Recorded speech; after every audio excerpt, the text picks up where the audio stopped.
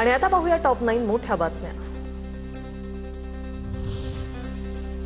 घरगुती सिलेंडर 29 रुपयांनी महागला। मुंबईत घरगुती सिलेंडरचे दर 941.50 रुपयांवर। 3 महिन्यांमध्ये दुसऱ्यांदा घरगुती सिलेंडरच्या दरात वाढ। आजपासून नवे दर लागू। पुण्यातील आळंदी मरकळ परिसरात रेव पार्टी, पोलिसांचा छापा। आळंदी मरकळ रोडवरील रिसॉर्टमध्ये रेव पार्टी सुरू असल्याचं समोर। अनेक तरुणी ताब्यात। अंमली पदार्थ वापरल्याचा संशय। रेव पार्टीत 60 ते 70 तरुणी असल्याची माहिती। पुण्यातील विषारी दारू प्रकरणी कारवाई सुरू आहे। समस्या गंभीर असून याआधीच मुख्यमंत्र्यांनी कारवाईचे आदेश दिले। पुण्याच्या विषारी दारू प्रकरणी उपमुख्यमंत्री सुनेत्रा पवारांची प्रतिक्रिया। मुंबईच्या NSCI वरळी डोममध्ये लाईव्ह म्युझिक कॉन्सर्ट दरम्यान एकाचा मृत्यू झालाय। मृत्यूचं कारण अद्याप अस्पष्ट आहे। मृत्यूचा ड्रग सेवनाशी संबंध आहे का याचा तपास सुरू आहे। या कार्यक्रमाला हजारो प्रेक्षक उपस्थित असल्याची माहिती आहे। कॉंग्रेस जनता पार्टीच्या आंदोलनाला कोणतंही समर्थन मिळालं नाही। अराजकतावादी चेहरा आणि मनसुबे उघड झाले। CJPच्या आंदोलनावर मुख्यमंत्री फडणवीसांची टीका।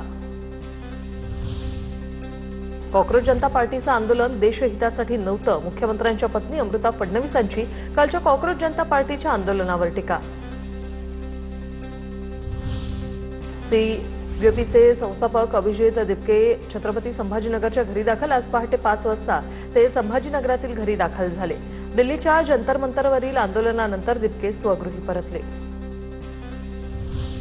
अमृता फडणवीसांबाबत आक्षेपार्ह पोस्ट करण्यास अटक। तर मुंबई सायबर पोलिसांकडून पुण्यातून आरोपी वरुण कडनेला अटक। वरुण कडनेने अमृता फडणवीसांबाबत आक्षेपार्ह मजकूर सोशल मीडियावर प्रसिद्ध केल्याचा आरोप। अजित पवारांप्रमाणे सुनेत्रा पवारांचा बारामतीत सकाळीच पाहणी दौरा। बारामतीत SD स्टँड परिसरात सुनेत्रा पवारांकडून पाहणी। सुनेत्रा पवारांकडून बारामतीत विविध विकास कामांची पाहणी। आता पाहूया टॉप 9 राजकीय बातम्या। महायुतीत ऑल इज नॉट वेल। नवी मुंबईतील शासकीय कार्यक्रमांचं एकनाथ शिंदे यांना निमंत्रण नाही। महायुतीत शिंदेंना दूर ठेवण्याचा प्रयत्न होत असल्याच्या चर्चा। सूत्रांची माहिती। मी राज्यसभेवर गेल्यास माझं खातं समीर भुजबळांना द्या। छगन भुजबळांनी ही अट घातल्याची सूत्रांची माहिती। भुजबळांच्या अटीवर भाजपचा सकारात्मक प्रतिसाद नसल्याची सूत्रांची माहिती। छगन भुजबळ राष्ट्रवादीकडून राज्यसभेवर जाण्यास तयार। सूत्रांची माहिती। नाशिक विधान परिषदेच्या पाठिंब्यावरून महायुतीत गोंधळ कायम। नाशिकमध्ये आजही महायुतीच्या नेत्यांमध्ये चर्चा होणार। गोकुळ गीतेंची उमेदवारी कायम राहिल्यानंतर पाठिंब्यासाठी प्रयत्न। महायुतीच्या उमेदवाराला जाहीर पाठिंबा देण्यासाठी प्रयत्न सुरूच। जळगावच्या धरणगावमध्ये पहिल्यांदा शिवसेनेने नगराध्यक्षपदाची जागा गमावली। गुलाबराव पाटलांनी श्रीकांत शिंदेंसमोर नाराजी बोलून दाखवली। नगराध्यक्षपदाची निवडणूक हरलो तरी नगरपालिकेत आमचे सर्वाधिक नगरसेवक। गुलाबराव पाटलांची प्रतिक्रिया।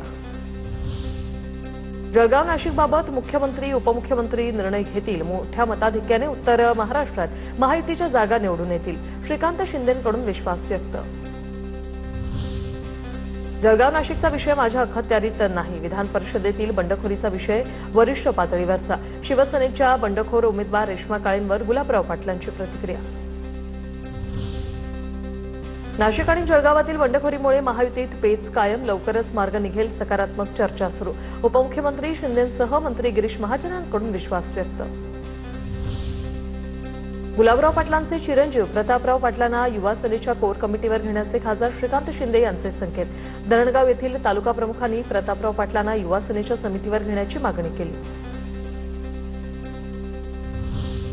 उद्या नवी दिल्लीत इंडिया आघाडीच्या प्रमुख नेत्यांची बैठक। इंडिया आघाडीच्या बैठकीला उद्धव ठाकरे व्हिडिओ कॉन्फरन्सिंगद्वारे उपस्थित राहणार। इंडिया आघाडीच्या पुढील राजकीय रणनीतीवर बैठकीत चर्चा अपेक्षित।